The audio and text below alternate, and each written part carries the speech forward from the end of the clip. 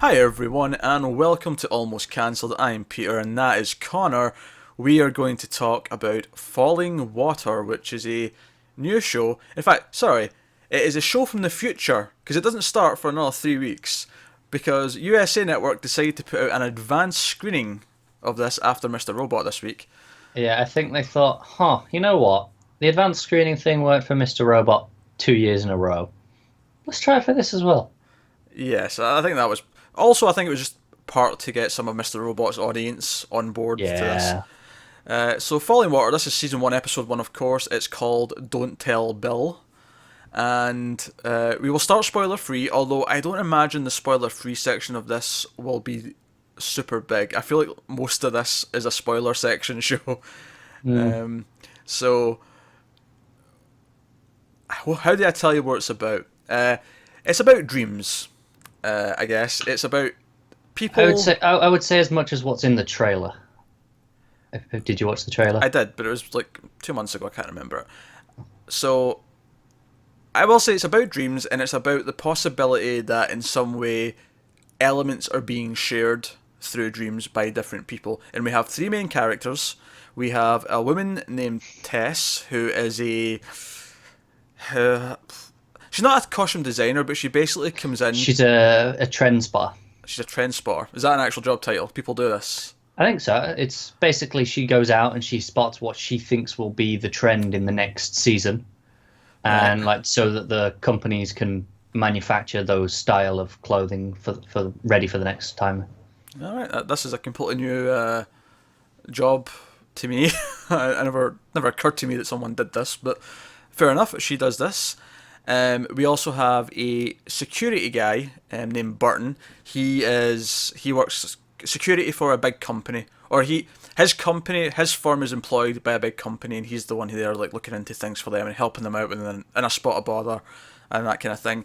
And then we have a detective named Taka, and he is a homicide detective, and that's our three main characters. And with one vague small exception, they never meet in this episode. I'm assuming at some point they will interact more, but for now they all have separate stories going on and various elements.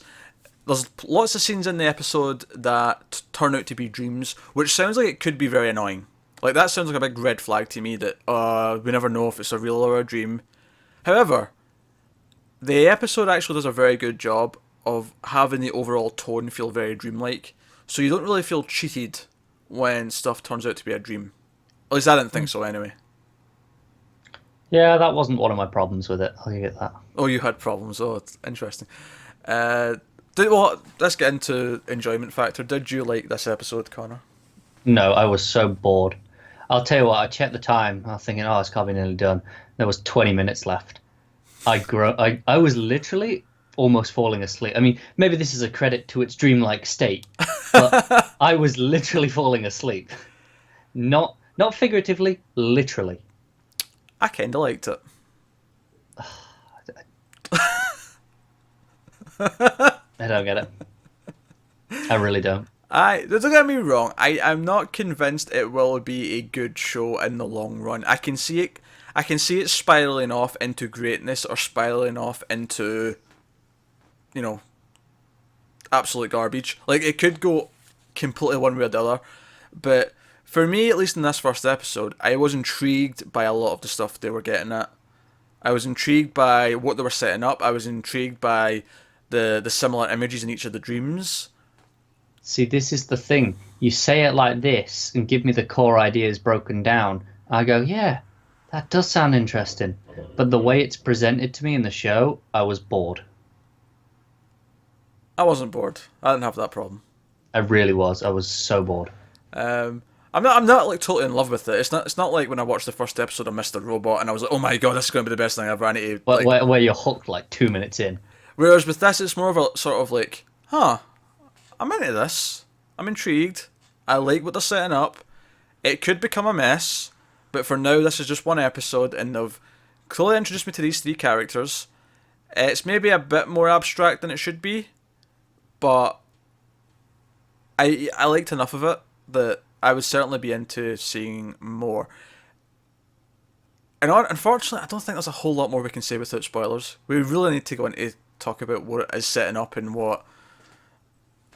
Yeah, it's really not, is there? Yeah, there's not. But, and I don't think we've even helped. If you haven't watched the show yet and you came here for an opinion on whether or not to watch it, I feel like we've not helped at all because you just said you basically hated it, and I said I quite liked it. So we're completely. Essentially, you probably want to just try it for yourself and see. Probably. That said, if what I described sounds tedious and annoying, then yeah, probably just skip See, it. that's where the problem occurs because even I don't think that sounds tedious and annoying when you say it like that. And I found the episode tedious and just Okay, so what a dilemma. we're going to go into spoilers so we can actually discuss plot points because I feel like this is a show where they're constantly revealing things and I feel like there's going to be a lot of twists as it goes on and things like that. So it's the kind of show where as soon as we start talking about plot, we're in spoiler territory, which is why I left out what each of the plot of the characters were until we get into it. So spoilers from this point on for Falling Water, and so they're all having different dreams, right? And I think what the episode really sets up is that they're all good at their jobs because they have this innate ability to kind of sense the subconscious of like everyone around them to an extent without realizing it. They don't know they can do this. Yeah. But, the security guy, Burton, he's looking more into this guy because things from it keep popping up in his dreams and he just feels that there's something more to it. Same with the detective. He's basically told, no, this woman died of a bee sting, she's allergic. But he has to pursue it because he just feels that there's something going on. The woman spots her trends in a similar way as well. Exactly, that's why she's good at her job, yeah. Yeah.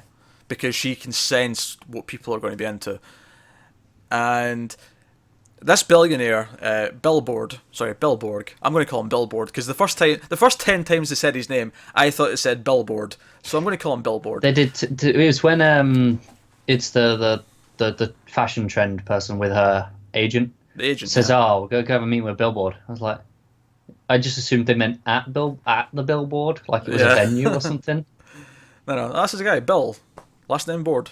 Nah, Borg with a G at the end. But I have my heart set on Billboard at this point. Is mine too. And I'm not willing to give it up. But he comes in and he suspects that she can do this. He suspects that Tess can do this dream stuff, and he brings up something that he shouldn't know, and that's that she keeps having dreams where she gives birth, and she's convinced in some way that she did give birth at some point, to the point where she's went to hospitals and asked for tests to confirm that her body's not giving birth, because she believes it so deeply that at some point she had a child, but doesn't know the child, but she sees him in her dreams. Yeah, she has no memory of actually giving birth other than this dream. And to talk about the connective nature of this stuff, Burton sees the kid at one point in one of his dreams, and then the detective Taka, he sees a drawing of the kid. Yeah, he also sees her in the when he's at the crime scene. He sees it in the mirror. That's right. Like a deja vu style moment. Yeah, it's like all those people who were there, because it looks like this mass suicide, and it looks like they in some way were involved in this dream stuff, but we're not sure. Like, I mean, there's a lot of like open things here where we're not really sure what a lot of what's going on. I feel like I didn't understand half of this episode, quite frankly. There was a lot of stuff brought up that we're obviously going to learn over time. Yeah. But yeah, so he believes that she can do this, and I feel this is the main plot of the episode. Obviously, the other two have plots, but this feels like the most important one going forward. It helps that it started with her as well, I suppose. Yeah. Like, she feels like the core of the focus, at least for now. But Billboard, he wants to pay her 50 grand to go to a hotel room and sleep next to this other person, just with some sensors, nothing else, and with the intention of asking her questions about her dream afterwards. And he believes that they're going to share their dream. And sure enough, she goes to sleep and she finds this person, just this random guy that he's hired to do this kind of thing, who's done it before, because when she runs into him and he says hello, he says, "Don't tell Bill I'm doing this," because he's like, it looks like he's breaking into the floor below, but he's in a dream, so I don't know why he's doing it. But yeah, well, I mean, we see this imagery a few times throughout, the hole in the floor.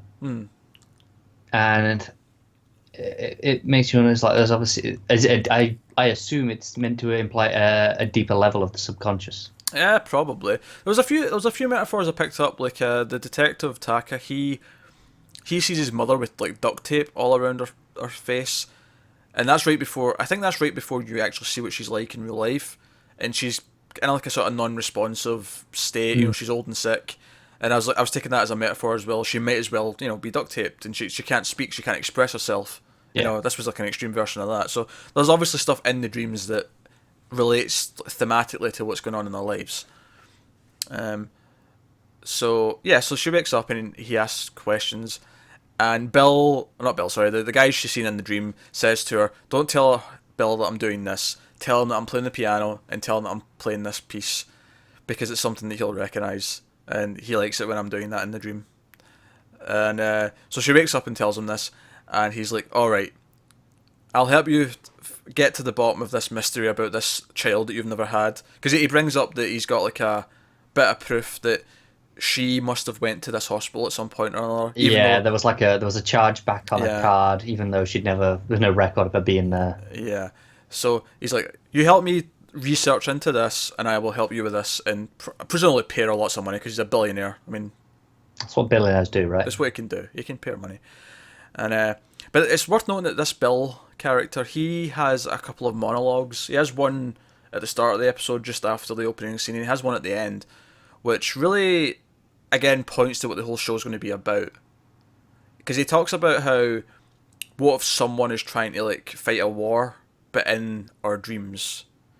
So it's almost sounds like he's trying to like use her and build some sort of resistance for the dream world. And as I'm talking about it, it sounds like someone watched Inception and went, right, what can we do with this similar sort of idea? Yeah, but it doesn't feel anything like Inception to its credit. Oh, it doesn't. No, if it's got its own, because Inception never felt like this. Constantly feels sort of like it's got a tone of dreaming to it. Yeah, Where it's very kind of relaxed, lullaby, but it can just shift at any moment. yeah, whereas Inception treated the dreams much more like it was just another level of life. Yeah. And obviously that was in purpose in that movie, because in that movie they didn't want you to know if you were out of the dream. Whereas here they almost do the opposite, where everything's kind of dreamlike. But I still felt like it was kind of obvious when they were out of a dream. Almost every time, yeah. There Yeah, was a couple of times where I wasn't sure. yeah. Barton, Yes. he's similar to Tess. Has someone in his dreams that apparently he never actually was with. This woman that he's had a romantic relationship with. And I thought he was with her in the past, and he was having dreams about getting back with her, but she wasn't there just now. Until one of the guys at the company mentions that he recommends the restaurant that they kept talking about in the dream. Yeah. And I thought, huh, It's the hotel, isn't it? The yeah, Pierre.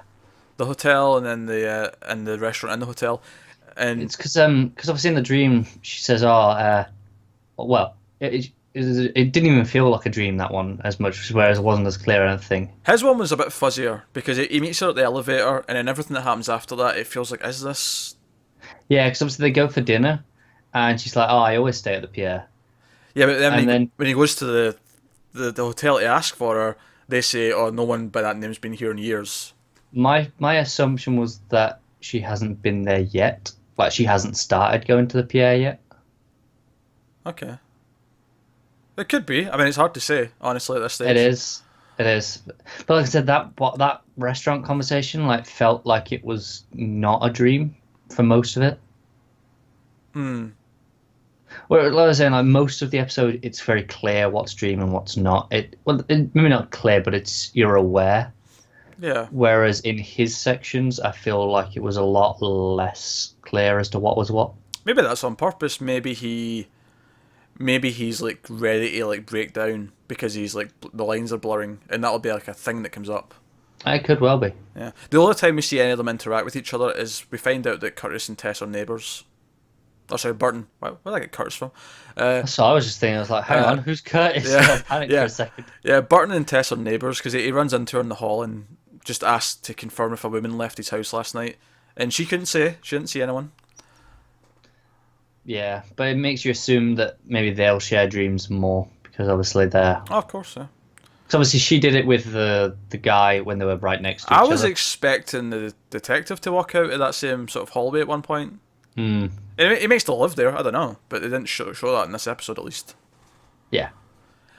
But yeah, so the detective story feeds into another part of this overall plot, I think, because they have this woman who's dropped dead in an embassy, and she's stung by a bee. So just like she just got stung and she's allergic to it, so she had like a fatal attack, and he goes to what he believes to be her house, and there's like a ring of like dead people inside, all in their underwear. And it looks like a mass suicide, but he's determined and he keeps looking into it. And then he finds out like the woman across the street doesn't recognise the woman who died.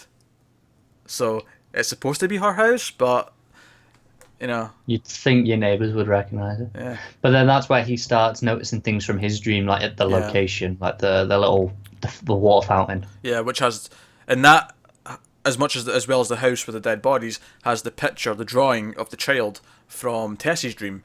So I'm thinking this child is important in the overall scheme of like where this is going. Like, is he a real person who is like trapped in a dream world? Yeah, my assumption was that that's actually her kid. Really? Okay.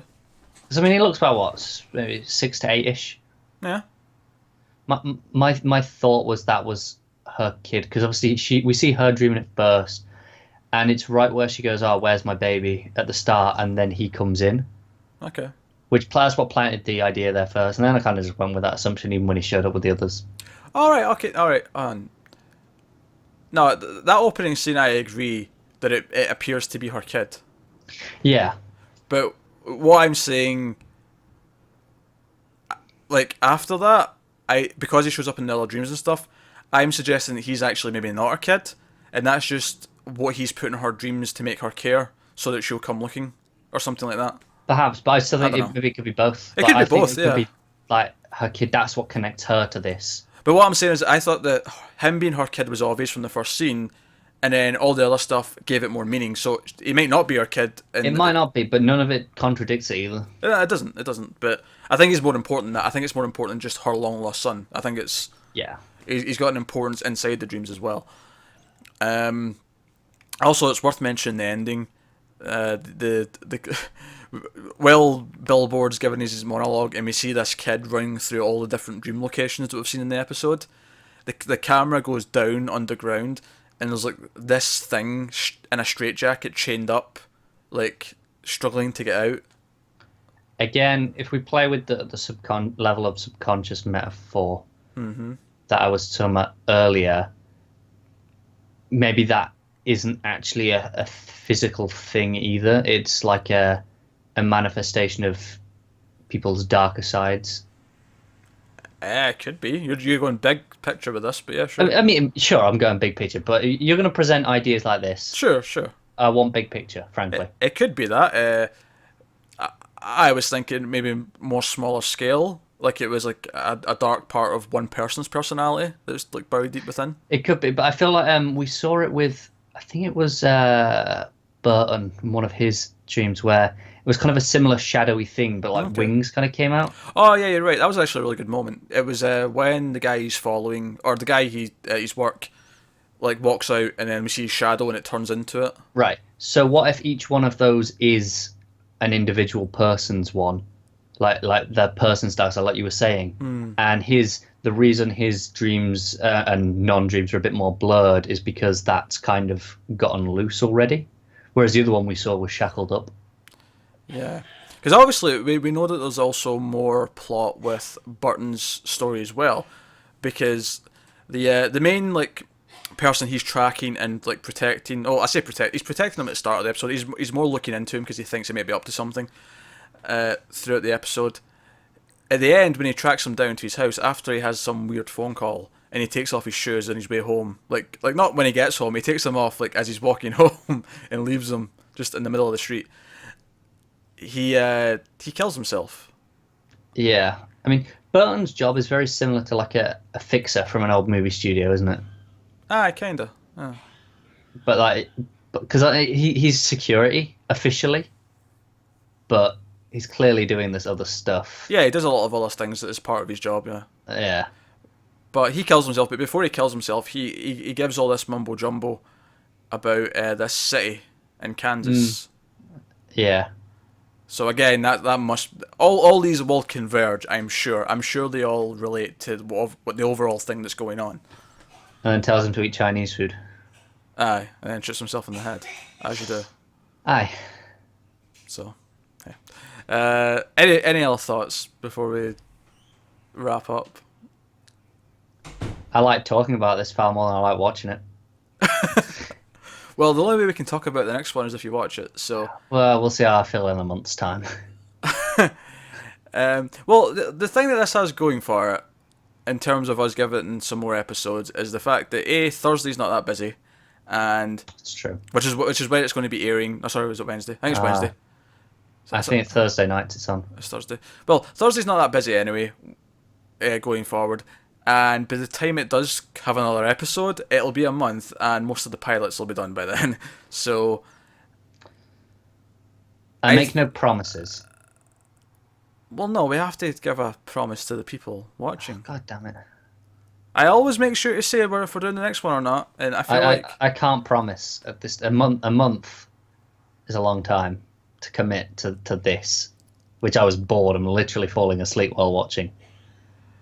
ah dear, I liked it more than Connor did. I'm intrigued. I mean, it could just become a jumbled mess after a couple of episodes. I'm really not sure, but at least for now, I like the ideas they're playing with and what they're getting at. But at the same time, it didn't.